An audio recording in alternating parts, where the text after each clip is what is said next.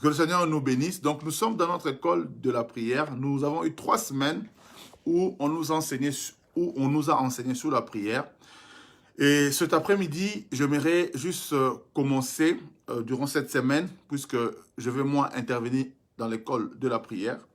Nous allons parler sur quelques exemples des hommes qui ont prié et nous allons voir comment est-ce que leur vie ont changé par la prière. On nous a donné différentes importances de la prière. On nous a parlé sur la prière. Il y a encore beaucoup à dire sur la prière, mais je pense que comme nous sommes dans la dernière semaine, nous voulons entrer un peu dans des exemples pratiques de la prière. Alors, sans plus tarder, j'aimerais nous inviter à ouvrir nos Bibles dans 1 Chronique chapitre 4. 1 Chronique chapitre 4, ça sera le premier exemple que nous allons traiter et nous allons prier ensemble tout à l'heure. 1 Chronique chapitre 4. 1 Chronique chapitre 4, nous allons lire le verset 9 et le verset 10. 1 Chronique chapitre 4.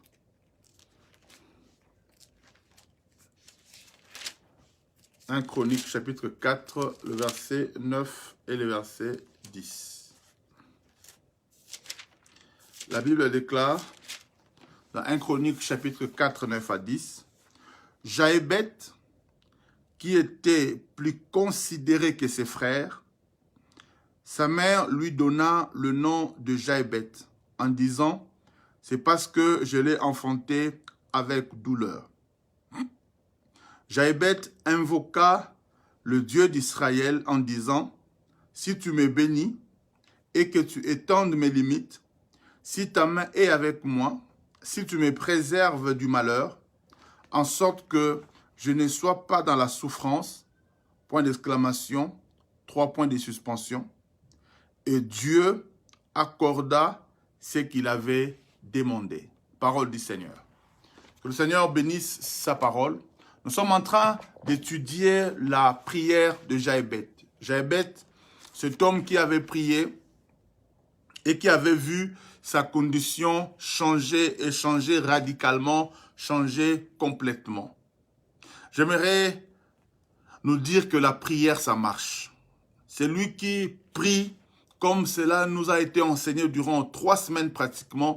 C'est lui qui prie et qui prie avec foi. La prière, ça marche et la prière est capable de changer notre condition de vie. Dans la lecture que nous avons faite tout à l'heure, vous avez remarqué que j'ai eu dans ma lecture à dire point d'exclamation, 3 points de suspension, alors que quand on lit, généralement, on ne les dit pas. Mais si je les dis, c'est parce que ça a son importance. Dans l'histoire que nous venons de lire, on nous parle de Jaébet. Déjà, Jaébet, son nom signifie douleur. Et on explique pourquoi est-ce qu'il s'appelait Jaébet. Parce que la Bible dit, sa mère lui donna le nom de Jaébet. C'est parce que je l'ai enfanté avec douleur, disait-elle. Parce qu'elle a eu son enfant avec beaucoup de douleur. Elle a aussi choisi d'appeler cet enfant douleur. Permettez-moi d'ouvrir une petite parenthèse en disant ceci. Le nom que nous donnons à notre enfant, c'est son identité. C'est son identité, c'est quelque chose, c'est comme une prophétie que les parents déclarent sur leurs enfants. Parce que le nom que nous donnons à nos enfants, ce ne sont pas des choses juste pour faire fan. Non, non, non. Tu es en train de prophétiser sur la destinée de ton enfant. Tu es en train de bénir ou de maudire ton enfant juste à cause du nom que tu es en train de donner à ton enfant. Voilà pourquoi il est très important de savoir quel nom je donne à mon enfant. Ne donne pas à ton enfant de nom juste parce que tu es fan d'un acteur. Parce que je me rappelle, chez nous par exemple, il y a beaucoup qui donnent le nom à leurs enfants parce qu'il est fan d'un tel musicien, parce que il est fan d'un tel acteur. Vous verrez des enfants qui s'appellent Arnold Schwarzenegger parce que son papa était très fan de l'acteur Arnold Schwarzenegger. Alors, il donne à son enfant le prénom d'Arnold. Tu verras d'autres, je connais, il s'appelle de Maradona parce que son père était un fan de football. Alors, il préfère appeler son enfant Maradona. Voilà, on ne doit pas définir nos enfants par rapport juste à nos vedettes. Non, non, non. Parce que tu ne sais pas que le nom que tu donnes à ton enfant, c'est son identité.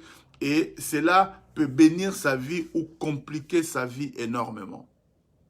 Voilà pourquoi même quand Dieu est en train de bénir Abraham, la première des choses qu'il fait, il change d'abord son nom. Il commence à l'appeler Abraham, le père d'une multitude. C'est-à-dire, Dieu veut que les gens qui l'appellent, au fait, la malédiction ou la bénédiction, c'est au travers de paroles. Imaginez un peu que quelqu'un, chaque jour, on l'appelle douleur, douleur, douleur. Donc, c'est comme si on est en train de le maudire. C'est-à-dire, le fait même qu'on l'appelle, on le maudit même. Douleur, douleur, douleur. Donc, c'est comme si on envoie des douleurs sur sa vie. Et voilà pourquoi, même Dieu, disais-je, quand il appelle Abraham, il change d'abord son nom et il commence à l'appeler père d'une multitude. Abraham, père d'une multitude. Donc, Abraham était là et il entendait les gens l'appeler père d'une multitude. C'est-à-dire, on est en train de le bénir, de le bénir, de le bénir. Et effectivement, il est aussi devenu père d'une multitude. Cette maman, comme toutes les femmes, accouche avec beaucoup de douleurs. Mais celle-là, particulièrement, choisit de pouvoir appeler son fils douleur, Jaébet. Et dans la vie de cet enfant, de ce jeune homme, nous voyons qu'il avait aussi eu beaucoup de problèmes. Et ces problèmes se traduisent justement dans sa prière. Il dit, quand il prie, il dit, si tu me bénis, autrement dit, il n'était pas béni, il était maudit. Il était dans la malédiction. Et lui-même s'est rendu compte qu'il était dans la malédiction. Tout part de quoi? Tout part du nom de Jaébet, des douleurs que sa maman lui avait données. Ce jeune homme, il n'était pas béni. Si tu me bénis et que tu étendes mes limites. Donc nous voyons que ce jeune homme Jaébet avait beaucoup de limites. Et beaucoup de limites, pourquoi? Juste à cause du nom qu'il portait, le nom des douleurs. Il y a beaucoup qui sont limités dans tout ce qu'ils font. Tu verras que vous pouvez commencer une affaire avec tous les autres. Les autres vont beaucoup progresser, mais toi, tu seras toujours en train de faire du surplace parce que tu es limité. Tu as beaucoup de limites. Il y a beaucoup de familles qui ne progressent pas parce qu'ils ont beaucoup de limites. Il y a des limites sorcelleries, il y a des limites qui même t'empêchent, même ce qui est facile pour les autres. Toi, ça sera toujours difficile parce qu'au fait, tu as beaucoup de limites. Il y a certaines personnes qui peuvent se marier très facilement, mais pour toi, ça sera toujours compliqué. Moi, je connais des personnes, Dieu merci, Dieu les a délivrées aujourd'hui, mais à chaque fois qu'ils devaient passer une classe, il devait redoubler. En fait, c'est que les gens font normalement en 6 ans, lui, il peut le faire en 12 ans, en 15 ans. Donc, il y a des gens qui sont comme ça, beaucoup limités et qui ne savent pas progresser. Dans le ministère, tu peux aussi subir ce qu'on appelle des limitations. C'est-à-dire que tu ne peux pas progresser, tu ne peux pas avancer. Donc, Jaébet, son nom lui avait apporté beaucoup de limites. Et lui-même, il dit, si ta main est avec moi, ça veut dire que même la main de Dieu n'était pas avec lui. Il n'avait pas la faveur de Dieu. Il n'avait pas la grâce de Dieu. C'est-à-dire, tout dans sa vie était compliqué. Et il dit, si tu me préserves du malheur, si tu me préserves du malheur. Donc, Jaébet, sa vie était en proie au malheur. C'est-à-dire, lui, il ne faisait que pleurer. Il y a des gens, toute leur vie, c'est synonyme de pleurs. Ils pleurent à tout moment. Au fait, quoi qu'il commence, il ne fait que pleurer. Il peut même prier pour le mariage. Une fois qu'il a eu le mariage, dans ce mariage-là, il ne fait que pleurer. Il peut commencer une affaire. Il peut entrer en relation d'affaires avec quelqu'un. Mais même dans cette relation d'affaires, il va toujours pleurer. C'est-à-dire, sa vie, c'est pleurs sur pleurs. Vous savez, il ne faut pas toujours suivre les apparences des gens. Tu peux voir quelqu'un bien habillé, costume, tout ça, et pourtant, quand il est seul, il ne fait que pleurer. Sa vie est synonyme de pleurs. Rappelez-vous de Naaman. Naaman était un général, un homme imposant, un homme bien, tout ça. Mais sa vie était synonyme de pleurs. Quand il est rentré chez lui, la lèpre, tout ça, c'était douloureux et il ne faisait que pleurer. Rappelez-vous aussi de cette femme qu'on appelle Anne. Anne était aimée par son mari. Anne était choyée par son mari, mais quoique elle était mariée, aimée par son mari, mais sa vie en elle était une vie de pleurs. Elle ne faisait que pleurer. Il y a beaucoup de gens qui ne subissent que le malheur. Il peut se réveiller du 1er jusqu'au 30, il ne peut pas commencer un mois et le finir sans pleurer, sans problème, sans accident. Si c'est pas la voiture qui fait accident, c'est la télévision qui tombe en panne, c'est la voiture qui a un souci. Et ça doit le pousser à dépenser, à dépenser. Il y a que malheur sur malheur. Et Jaïbet dit à Dieu, si ta main est sur moi, si tu me préserves du malheur, en sorte que je ne sois pas dans la souffrance. Donc, on voit même que la vie de Jaïbet était une vie de souffrance. Yaya, la souffrance n'est pas bon. La souffrance n'est pas bon. La souffrance n'est pas bonne. Excusez-moi. La souffrance n'est pas bonne. C'est-à-dire, c'est lui qui souffre. Tu ne peux pas dire que tu crains Dieu dans la souffrance. La souffrance va te pousser à voler, Yaya. La souffrance va te pousser à commencer à manipuler, à tricher. La souffrance n'est pas une bonne chose. Il ne faut pas aimer la souffrance. Cet homme de Jaïbet s'est rendu compte, mais pourquoi ma vie doit continuer comme ça? Pourquoi je dois souffrir comme ça? Et ce que j'aime, c'est quoi? C'est que Jaïbet a eu recours à la prière.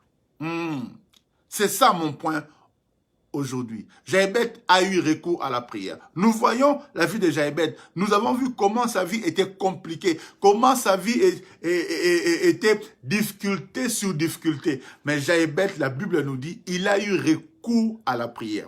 Ce midi, j'aimerais encourager quelqu'un à avoir recours à la prière. Si tu constates que ta vie est maudite, si tu constates que ta vie, rien ne marche, Yaya, la prière peut changer les choses dans ta vie. J'ai dit la prière peut changer les choses dans ta vie. La prière peut changer les choses dans ta vie. Tu peux passer du malheur au bonheur. Tu peux passer de pleurs au rire. La prière, c'est le transformateur des situations. Alléluia. J'ai dit la prière, c'est le transformateur des situations. Ce qui était malheur hier peut devenir bonheur aujourd'hui. À cause de la prière, par le moyen de la prière. Et je ne saurais trop insister par la prière de la foi. Il y a beaucoup qui sont dans des familles qui sont maudites. Il y a comme un linteau de fer sur leur tête. Ils ne peuvent pas évoluer. Hier à l'église, je parlais sur les linteaux qui doivent s'élever afin que le Seigneur de gloire fasse son entrée. Il y a beaucoup de nous qui sommes dans des familles dont les portes ont des linteaux très bas. Nous sommes tellement limité, on ne peut pas évoluer, on ne peut pas avancer. Nous vivons problème sur problème, situation sur situation. Il y a même des familles où chaque année, ils doivent pleurer. Quelqu'un doit mourir. C'est comme s'il y a un pacte. Ils ne font pas une année sans deuil. Chaque année, des gens doivent pleurer. Chaque année, des gens doivent mourir. Chaque année, ils doivent pleurer. Non, ce n'est pas normal. Oui, c'est vrai que les gens doivent mourir. Mais comment est-ce que dans votre famille, chaque année, il faut que le matin, que le deuil ne soit que chez vous? Non, Yaya. Vous avez aussi droit à connaître des fêtes. Chez vous, les fêtes, c'est une fois tous les 10 ans. Mais le deuil, c'est chaque année. Non, la situation doit être renversée. La situation doit changer. Je dis la situation doit changer. Et qu'est-ce qui change ça? C'est la prière. Qu'est-ce qui change les choses? Yaya, c'est la prière. La prière change nos situations, change la situation de nos familles, change la situation de nos entreprises, change la situation de nos églises. La prière est capable de changer les situations. Jaébet a prié. Et ce que j'aime, c'est quoi? On commence à les définir au verset 9. Au verset 9. Au verset 9, on dit, Jaébet était le plus considéré que ses frères. Était le plus considéré. Au fait, le verset 9, c'est le verset qui conclut son histoire. Le verset 9 conclut son histoire et on explique son histoire par la suite jusqu'au verset 10.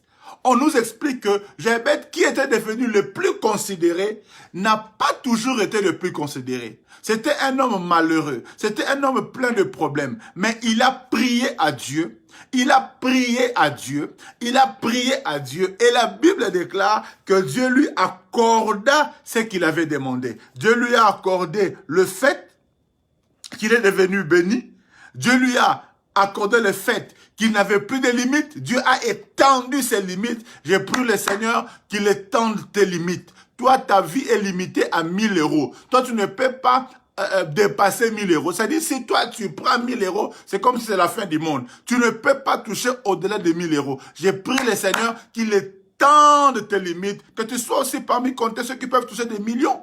Yaya, ceux qui touchent des millions, ils n'ont pas 3 pieds. Ceux qui touchent des millions, ils n'ont pas 3 bras. Ceux qui touchent des millions, moi je me dis toujours, tous ces pasteurs-là américains qui construisent de big church, de méga church, ils n'ont pas un autre Dieu, nous avons le même Dieu. Si eux ils peuvent construire, pourquoi pas nous? J'ai dit pourquoi pas nous? Ceux qui construisent des villas, ils n'ont pas 3 pieds, ils n'ont pas 3 bras. Pourquoi est-ce que nous, on doit toujours être limité à être locataires, à vivre dans des petits appartements? Mais est-ce que leur Dieu est différent du nôtre? Non, non, non, je dis, il faut que nos limites s'étendent. Il faut que nos limites s'étendent. Il faut que nos linteaux se relèvent. Parce que le Dieu de gloire, le Dieu de gloire, le Dieu de gloire, le roi de gloire doit faire son entrée. Il faut que nos limites changent. Pourquoi est-ce que toi, tu dois toujours rouler avec des voitures d'occasion?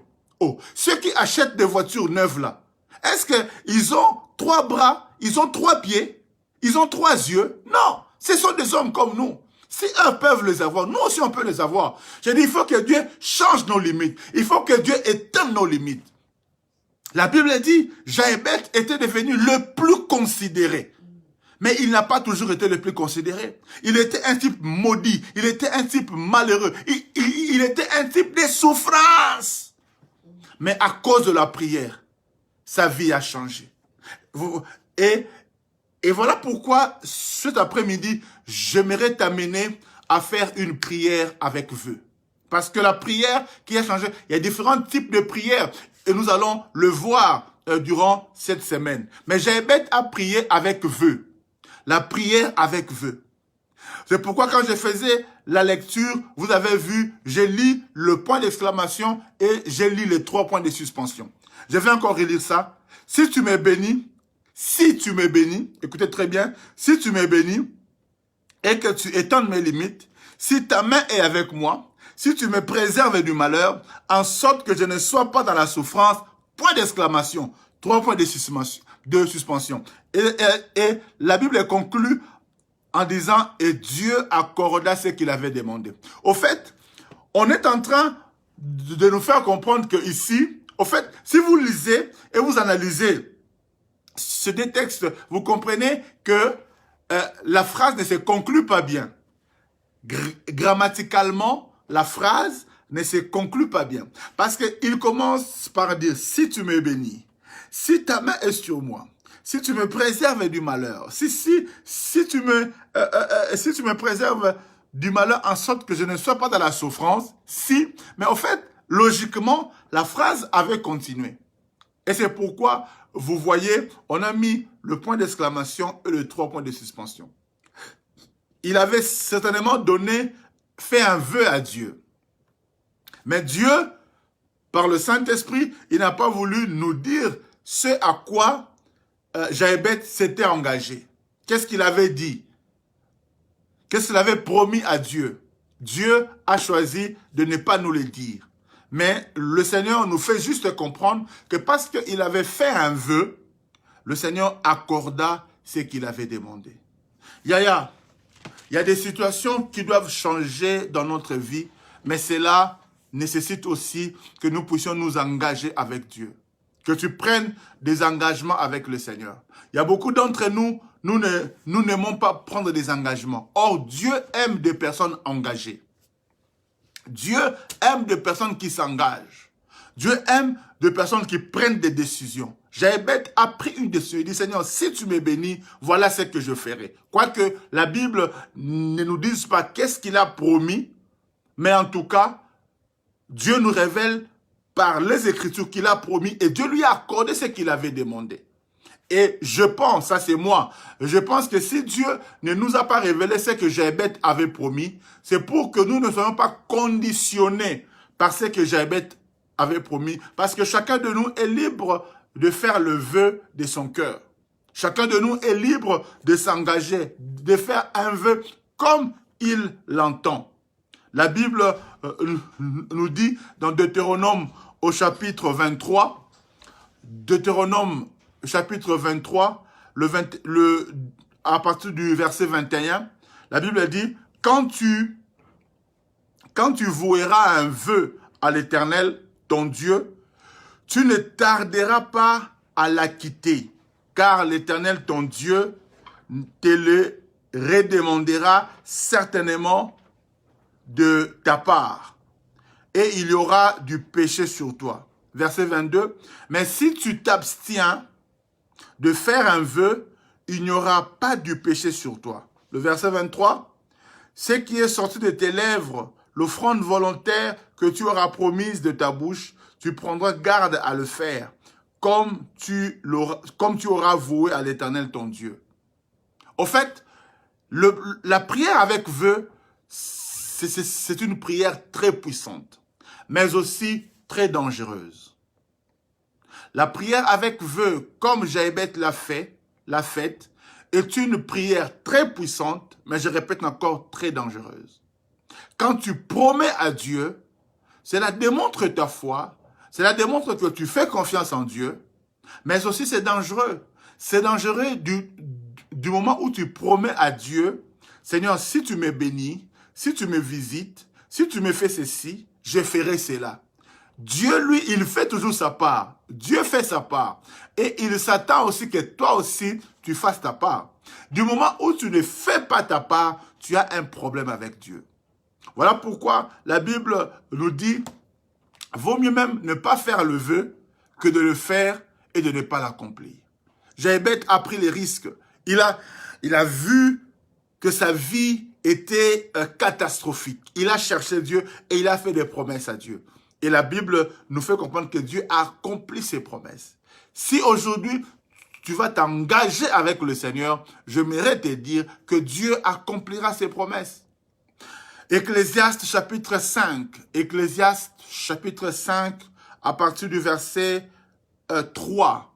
Ecclésiaste chapitre 5, à partir du verset 3. La Bible dit, lorsque tu as fait un vœu à Dieu, ne tarde pas à l'accomplir, car il n'aime pas les insensés. C'est lui qui fait un vœu à Dieu et il commence à tarder pour l'accomplir, ou il commence à repousser au lendemain ce qu'il peut faire aujourd'hui. La Bible l'appelle insensé. Parce que tu risques que ta condition devienne encore pire que ce qu'elle n'a été avant. Parce que tu es un insensé. Yaya, toi tu penses vraiment que tu peux tromper Dieu? Ou tu penses que tu peux escroquer Dieu? Les hommes pensent que comme ils s'escroquent entre eux, ils peuvent aussi escroquer Dieu. Yaya, vaut mieux pour toi ne pas agir ainsi. La Bible continue en disant « Accomplis les vœux que tu as faits ». La Bible t'exhorte à accomplir les vœux que tu as faits. Si la prière avec vœux change nos conditions, change nos vies, nous sort des limites nous imposées, si la prière avec vœux permet que les choses se fassent de cette manière-là, la Bible nous exhorte aussi à accomplir promptement le vœu que nous avons fait. Mieux vaut pour toi ne point faire de vœux que d'en faire et de ne pas l'accomplir. Il y a beaucoup qui vivent des malheurs aujourd'hui parce qu'ils ont fait des vœux qu'ils n'ont jamais accomplis. Certains ont pris des enveloppes dans des églises. Voilà pourquoi, frères et bien-aimés dans le Seigneur, surtout je parle à ceux qui sont des visiteurs. Quand tu es visiteur dans une église et qu'on fait un appel de fonds, si tu n'as pas l'argent sur place, s'il te plaît, ne prends pas des enveloppes. Il y a certains qui pensent que je les prends seulement comme ça, mais ça va faire quoi? Il y a beaucoup qui ont pris des enveloppes.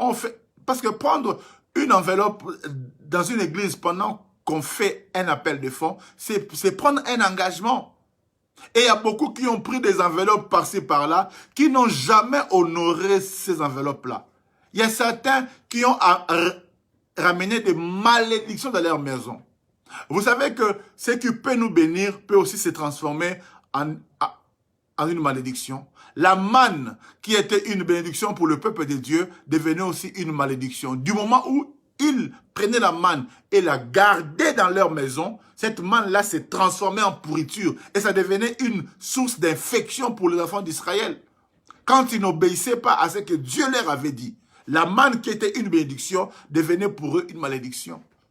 Quand tu prends une enveloppe, tu t'engages, cette enveloppe-là, c'est une bénédiction pour toi.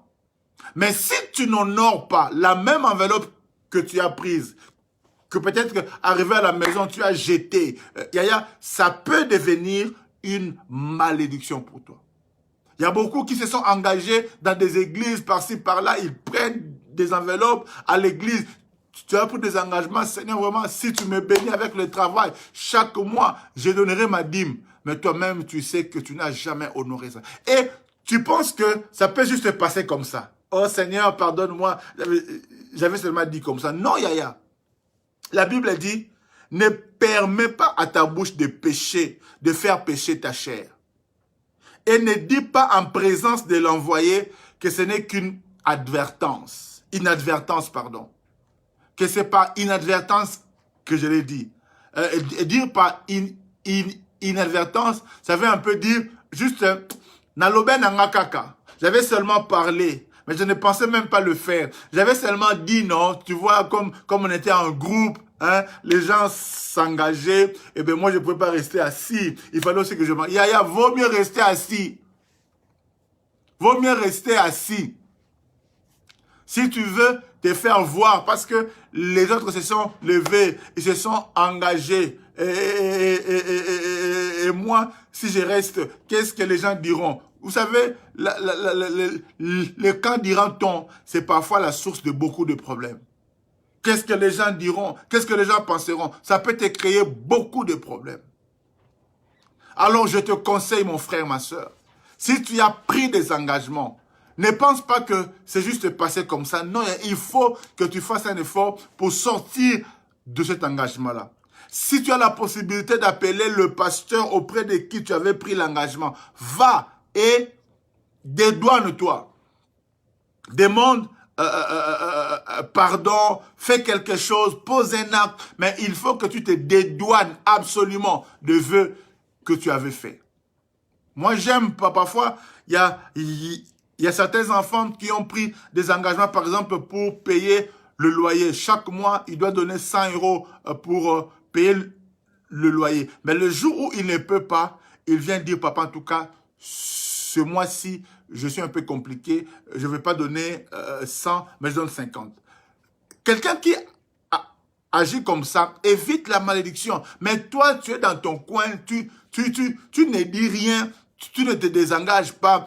Voilà comment est-ce qu'on peut avoir la malédiction sur soi. Et puis, on se pose la question, comme nous dit Ecclésiaste chapitre 5, verset 5, pourquoi Dieu s'irriterait-il de tes paroles et détruirait-il l'ouvrage de tes mains? Tu te poses la question, mais pourquoi est-ce que Dieu va se fâcher? Donc, toi, tu trouves normal de tromper Dieu? Ben, tu trouves anormal que Dieu se fâche. Il y a beaucoup qui vivent non pas sous la colère de Dieu, pardon, non pas sous la colère des hommes, mais sous la colère de Dieu. Si tu as un problème avec l'homme, Dieu peut intervenir. Mais si tu as un problème avec Dieu, qui peut intervenir? Si tu as un problème avec l'homme là, Dieu peut intervenir. Mais si tu as un problème avec Dieu, qui peut intervenir? Il y a beaucoup qui ont des problèmes avec Dieu à cause des vœux non accomplis, à cause des vœux non réalisés, à cause des engagements que nous prenons à l'église. Seigneur, vraiment, si tu me bénis chaque 6 heures, je vais commencer à me lever pour prier. Seigneur, si vraiment tu me bénis, papa, chaque dimanche, je ne manquerai pas l'église. Depuis que Dieu t'a béni, toi et l'église, vous êtes devenus Tom et Jerry. Tu ne sais pas respecter tes engagements. Tu ne sais pas honorer Dieu. Et quand même on commence à te parler de la dîme, tu te fâches. Et pourtant tu avais dit à Dieu, ce n'est pas moi, c'est toi-même qui avais dit, Seigneur, si tu me bénis, si tu me donnes le travail, je serai fidèle à ma dîme. Tu as donné le premier mois, le deuxième mois, et puis 10 mots, bye bye. Et puis même pour te soulager, tu fouilles l'église. Tu penses que parce que tu as fouillé l'église, l'engagement est tombé à l'eau. Non, yaya, on ne se moque pas de Dieu. Ce qu'un homme aura semé, il finira par les récolter. Voilà pourquoi, quand on prie, il faut mesurer nos paroles. Il faut mesurer nos paroles. Moi, j'ai appris et Dieu, merci parce que il m'a donné cette leçon-là, de ne pas faire de promesses que je ne peux pas réaliser. Je n'aime pas faire de promesses que je ne peux pas réaliser. J'ai appris cela. Quand je m'engage à une promesse, je crois de tout mon cœur que je vais le faire. Je n'aime pas promettre et ne pas réaliser cela. Même les hommes dans la société disent l'homme c'est sa parole. Quand ta parole n'a plus de valeur, c'est quelque chose de pas bien. Il faut que ta parole, quand tu donnes ta parole à quelqu'un, il faut qu'on dise non, cet homme-là est un homme de parole. Et si jamais je ne peux pas, pour une raison ou pour une autre, parce que l'homme peut avoir la bonne volonté, mais il peut être incapable. Si je ne peux pas, je vais voir la personne à qui j'avais promis pour lui dire, mon frère, ma soeur, je t'avais promis ça, mais voilà, je ne peux pas à cause de ceci, à cause de cela. Mais je ne laisse pas les choses comme ça, non. Quand je promets, déjà, je me dis, je veux le faire et je prie le Seigneur de me donner le moyen de le faire. Et quand le Seigneur me donne le moyen de le faire, je m'acquitte d'abord de mon vœu. Parce que celui qui s'acquitte de son vœu, Dieu le bénit par la suite. Voilà pourquoi la Bible aussi nous exhorte, toujours dans Ecclésiaste 5, verset 6, la Bible dit, car il y a de vanité dans la multitude des songes, il y en a aussi dans beaucoup de paroles. C'est pourquoi crains Dieu. Quand tu pries, Yaya, c'est très important de ne même pas trop parler. Il y a des gens qui pensent que Dieu est leur ami, quoi. Dieu n'est pas ton ami. Dieu n'est pas ton ami. C'est pourquoi, quand tu pries, ne multiplie pas des vaines paroles. C'est-à-dire, tu penses que tu es en train de draguer Dieu. Comme les hommes draguent des filles en leur disant du n'importe quoi. Oh, vraiment, ma chérie, tu sais, moi je t'aime trop. Tu es la seule. Si tu n'es pas là, moi je ne mange pas. Vraiment, c'est toi qui me donnes c'est toi qui me donne l'appétit, escroc. Quand il est seul, il bouffe même bien 2 boules de semoule. Hein? Avec une piodi, avec légumes, il mange bien. Mais oh, si tu n'es pas là, je ne mange pas. Dieu n'est pas comme une fille que tu dragues. Alors fais attention quand tu parles. Même si tu veux demander à Dieu, demande seulement. Ne fais pas de promesses inutiles. Ne promets pas à Dieu de lui construire des châteaux en Espagne. Non, Yaya. Comme nous promettons à des filles, tu sais, toi, tu es ceci, je ferai... Et toi-même, quand tu dis ça, tu sais que tu es en train de mentir. Tu sais que tu ne les réaliseras même pas. Dieu n'est pas ton ami. Si tu veux demander à Dieu, demande seulement. Vaut mieux même que tu demandes sans promettre. Vaut mieux que tu demandes sans promettre. Tu te dis seulement dans ton cœur à toi-même. Si le Seigneur me bénit, vraiment je ferai ça. Mais évite de dire des paroles qui vont te lier. Et évite de dire des promesses qui vont te lier, Yaya. Prie en toute conscience. Parce que parfois, on peut faire des vœux qui nous coûtent, hein, et Dieu attend que nous puissions obéir ou accomplir nos vœux. Rappelez-vous de Anne. Anne, qui a fait cette prière de gémissement comme nous avait enseigné excellemment le pasteur Nestor la semaine passée. Anne a prié, a fait une prière de gémissement. Elle a gémi devant Dieu. Mais elle avait foi en Dieu. Elle a dit, Seigneur, si tu me donnes un enfant, je te le donnerai. Je te rappelle que Anne n'avait pas 2 enfants. Pendant longtemps, elle a cherché à avoir des enfants. Elle n'avait pas d'enfants. Et puis là, Dieu lui donne un seul enfant. Mais elle devait obéir, accomplir son vœu. La Bible dit, quand l'enfant fut sévré, elle a pris l'enfant, son unique, et elle est venue le déposer à l'église. Ah, elle ne savait même pas si elle aura d'autres enfants. Mais parce qu'elle a obéi à son vœu, la Bible déclare, Dieu lui a donné, après Samuel, 5 autres enfants. C'est lui qui accomplit ses vœux, Dieu les bénit. Yaya, apprends à accomplir tes vœux dans les dîmes. Apprends à accomplir tes vœux dans la présence à l'église. Il y a d'autres qui disaient, Seigneur, si tu me bénis, je vais commencer à te servir. Seigneur, si tu me bénis, je ne manquerai pas à l'église. Seigneur, si tu me bénis. Mais voilà des choses que nous disons.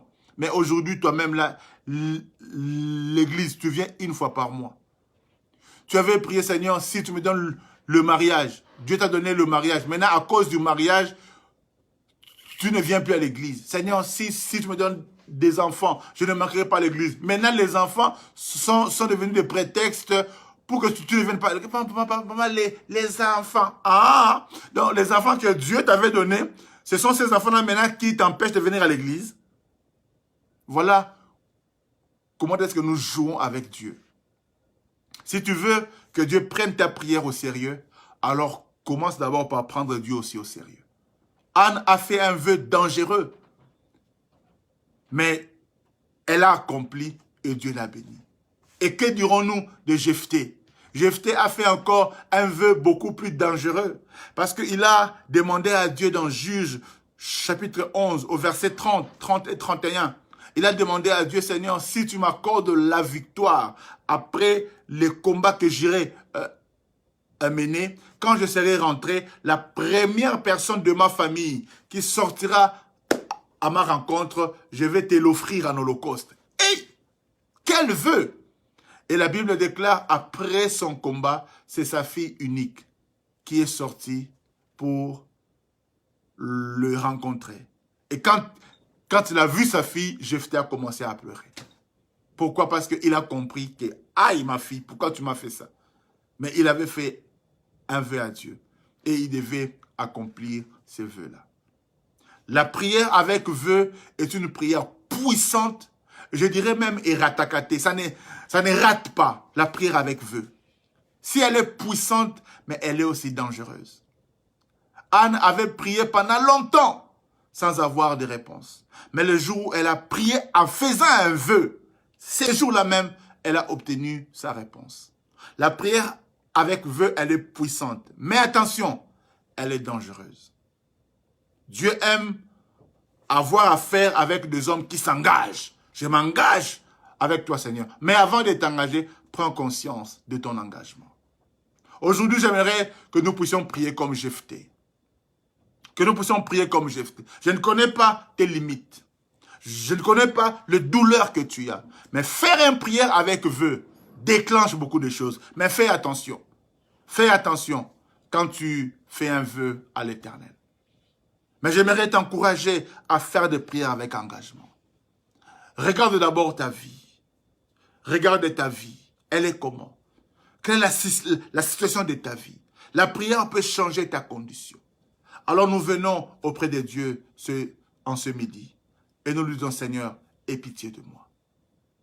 Toi qui as écouté ce message, toi qui as été béni par ce message, j'aimerais que tu commences d'abord par dire à Dieu merci. Merci pour la grâce qu'il t'a faite d'écouter ce message. Je ne sais pas qu'est-ce qui change en toi, mais je sens dans mon cœur que dans la vie de certains qui me suivent maintenant, il y a des choses qui bouillonnent dans leur cœur. Dieu est en train de travailler dans ton cœur parce que tu as besoin d'un changement. Il faut que les limites tombent Il faut que les limites tombent. Tu ne peux pas seulement être engrossé. Et toi, le mariage, ça sera pour quand? Dans ta famille, il n'y a que grossesse sur grossesse, mais pas de mariage. Non, il faut que tu sois la première personne qui puisse briser ces limites-là de mariage. Il faut que les choses changent. Alors dis à Dieu merci, parce qu'il t'a parlé en ce midi. Nous prions au nom de Jésus. Alléluia.